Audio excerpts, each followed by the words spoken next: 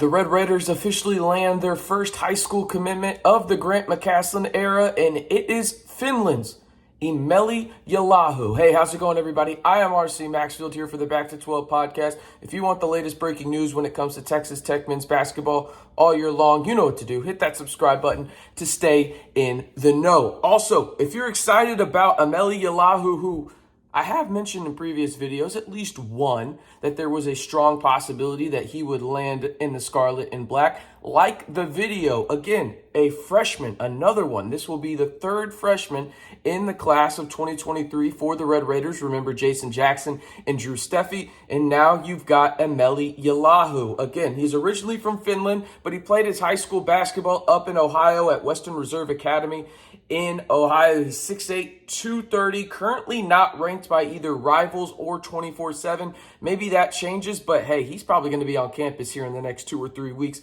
to start summer classes anyway. Now, remember, when it came to Eemeli Yalaho and his commitment in terms of, going in the recruiting process and everything like that, it was a little interesting when it came to the Red Raiders. Why was that? Well, Grant McCasland offered him when he was at UNT. He has a relationship with him that carried over, and he offered him again when he got the Texas Tech job. Now, the two main schools going after Yalaho in terms of the official visit he recently went on were Nebraska and Texas Tech. Texas Tech obviously wins that recruiting battle, but when you look at what Yalaho does really well in his game, he is a big forward that can beat you off the dribble. He uses his size very well. He's a very patient player for his age and for his size because, truthfully, when I see 6'8", 230, I think guys are just going to go bully guys, and he can do that, but he's also very patient with his skill set. Really solid athlete, better than I thought when I saw those measurables.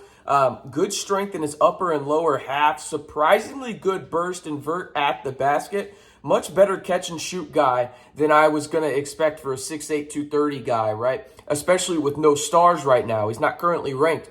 He's a pretty solid catch and shoot guy. Now, I don't know how much he's going to play early on. He feels more of like a project, and I'll talk about that a little bit more later on in the video. But he has some skill sets right now that are intriguing and potentially could play early on in non-conference. And who knows, maybe he surprises some people and is further along in his development than we thought.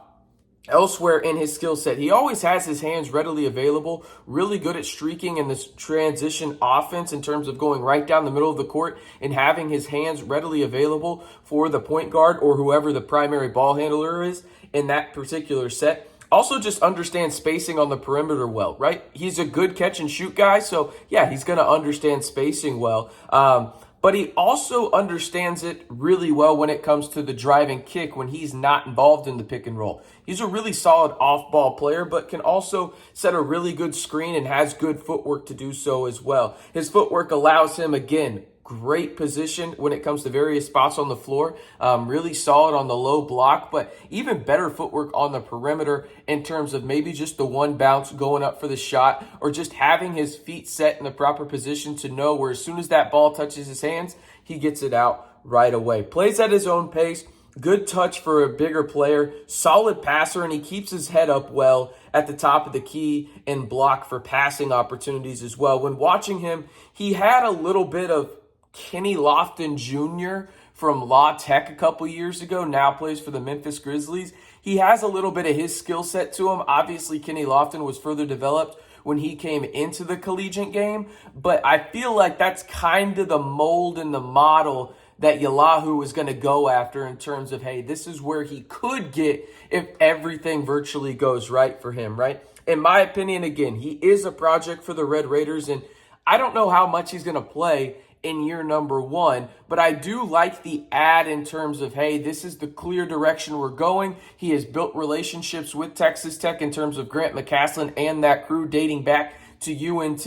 This is a good get for them in terms of, hey, we know this is going to take some time. We trust our development staff and our coaching ability to get him where he needs to be, which is a solid contributor in the Big 12. Again, Eemeli Yalaho commits to the Red Raiders. Like the video if you were excited that Yalaho chose the Scarlet and Black over that, I don't really know, Cornhusker red? That makes no sense. Corn is yellow. I don't know. I didn't think that one through. But you know what I mean. Like the video if you are excited to have Yalaho in the Scarlet and Black. All right, this is where the roster stands as of right now, after the Yalaho commitment, okay?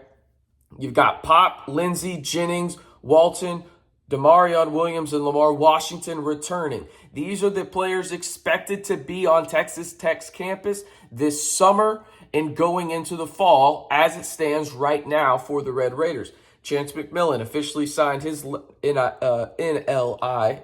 So did Darion Williams. So did Warren Washington, Yalaho, Jackson, and Steffi. They are the freshmen in the class currently signed to the Red Raiders. Now, it'll be interesting because, again, you have one scholarship remaining now. If you're the Red Raiders, again, you got Isaacs, Lindsey, Jennings, Walton, Demarion Williams, Lamar Washington, McMillan, Darion Williams, Warren Washington, Yalaho, Jackson, and Steffi. That is currently your roster right now with one scholarship remaining. Where do you go? Texas Tech is very active in the portal. Does this solidify you and make you feel comfortable in terms of the bigs you have? Again, Warren Washington being really the only true guy over 6'9" on this roster. Then you've got Lindsey, you've got Jennings, and now you got Yalaho as the fourth big on your roster. Do you feel comfortable with that if you're the Red Raiders, or do you go out and try and add another big if you're Grant McCasland and crew? Again, they are very much involved in Tyron Lawrence, the Vandy transfer. There's other schools involved in that as well. But it's interesting to see that they did go the three true freshmen route. And I like Yalaho. I think he's probably an underrated prospect. And you look at some of the guys that Grant McCasland and crew have gotten similar to him at UNT in terms of under-the-radar guys that maybe got other programs around the country didn't value as highly. They've done a pretty good job with them in turning them into good rotational guys that impact the basketball game in certain spots, right? And I think Yalaho can do that over time. But it's curious to me that they did go the three freshman route, because I do think that Texas Tech probably needed another wing or two. Tyron Lawrence doesn't fit that wing mold, even though he probably can play the three in a smaller lineup. Wouldn't feel great about it by any stretch of the imagination, but he could do it, right? He's a pro, in my opinion. But they did go the three true freshman route. They did get Yalaho. It will now be interesting to see how this roster shakes out after all, we're only 2 weeks away from summer classes starting at Texas Tech around that June 6th mark, right? So who will get that last remaining scholarship for the roster as it stands right now for Texas Tech? That will be the interesting question moving forward for the Red Raiders, as again, Eemeli Yalaho commits to the Red Raiders, the first high school commitment in the Grant McCasland era for the Texas Tech Red Raiders. If you are excited about Yalaho committing to the Scarlet and Black, be sure to like the video, and hey, while you're at it, hit that subscribe button to stay in the know on Texas Tech men's basketball all year long on your one-stop shop for everything Texas Tech. Of course, I'm talking about the Back to 12 podcast channel.